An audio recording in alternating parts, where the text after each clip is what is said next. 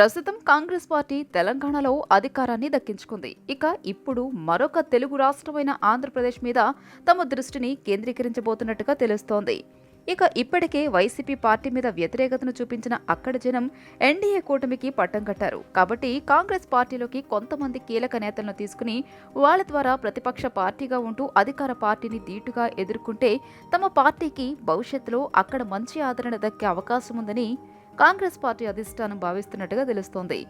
ఇప్పుడు వైసీపీ పార్టీలోనే కొంతమంది సీనియర్ నాయకులను తమ పార్టీలోకి తీసుకోవాలనే ఉద్దేశంలో అధిష్టానం ఉన్నట్టుగా తెలుస్తోంది.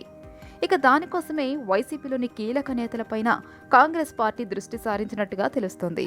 ఇప్పుడు అందుతున్న సమాచారం ప్రకారం వైసీపీ పార్టీలోని సీనియర్లు జగన్ వైఖరి పట్ల కొంతవరకు అసహనంతో ఉన్నట్టుగా తెలుస్తోంది.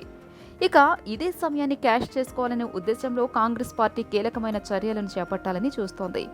చాలా రోజులుగా వైసీపీ పార్టీలో తమ నాయకుడైన జగన్ వైఖరి పట్ల చాలా వరకు అసంతృప్తి ధోరణిలో ఉన్న వాళ్ళకి వేరే పార్టీలోకి వెళ్లేందుకు అవకాశం లేకపోవడం వల్ల ఆ పార్టీలోనే తమ మనుగడని కొనసాగిస్తున్నారు. కానీ ఇప్పుడు కాంగ్రెస్ పార్టీ కూడా తమ పరిధిని విస్తరించుకునే ప్రయత్నంలో ఉంది.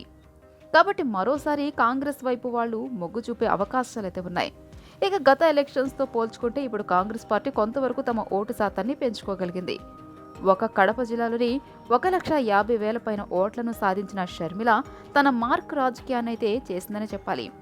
షర్మిలని ఆంధ్రప్రదేశ్ కాంగ్రెస్ పార్టీ అధ్యక్షురాలుగా చేయడం వల్ల అక్కడ కాంగ్రెస్ పార్టీకి మంచి మైలేజ్ అయితే వచ్చిందనే విషయం చాలా స్పష్టంగా తెలుస్తోంది. ముస్లిం ప్రభావిత ప్రాంతాల్లో కాంగ్రెస్ పార్టీ మంచి ఓట్లను సొంతం చేసుకుంది.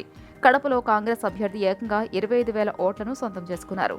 దళితులు ఎక్కువగా ఉన్న ప్రాంతాల్లో సైతం కాంగ్రెస్ ఆదరణ పెరిగింది. ఇదే దూకుడుతో ముందుకు పోవాలని కాంగ్రెస్ హైకమాండ్ షర్మిలకు సూచించినట్లుగా సమాచారం. వైసీపీలో చాలా మంది సీనియర్లున్నారు. వారంతా రాజశేఖర్ రెడ్డికి సమకాలీకులే. కానీ రాజశేఖర్ రెడ్డి వద్ద ఉన్నంత స్వేచ్ఛ జగన్ వద్ద లేకుండా పోయింది. గత 10 సంవత్సరాలుగా కాంగ్రెస్ పార్టీ జాతీయ స్థాయిలో సైతం పెద్దగా ఉనికి చాటుకోలేకపోవడంతో సైలెంట్గా ఉండాల్సిన పరిస్థితి వచ్చింది. కానీ ఇప్పుడు వైసీపీ పరిస్థితి దిగజారింది. కాంగ్రెస్ పార్టీ పుంజుకుంది. ప్రస్తుతం జగన్పై టీడీపీ సర్కార్ దృష్టి సారిస్తుంది. దెబ్బ కొట్టాలని ప్రయత్నిస్తుంది. జగన్ మరింత ఇబ్బందులు పడటం ఖాయం. ఏపీ ప్రజల్లో జగన్ ఒక ఫెయిల్యూర్ నాయకుడిగా చూపించేందుకు తప్పకుండా ప్రయత్నిస్తారు.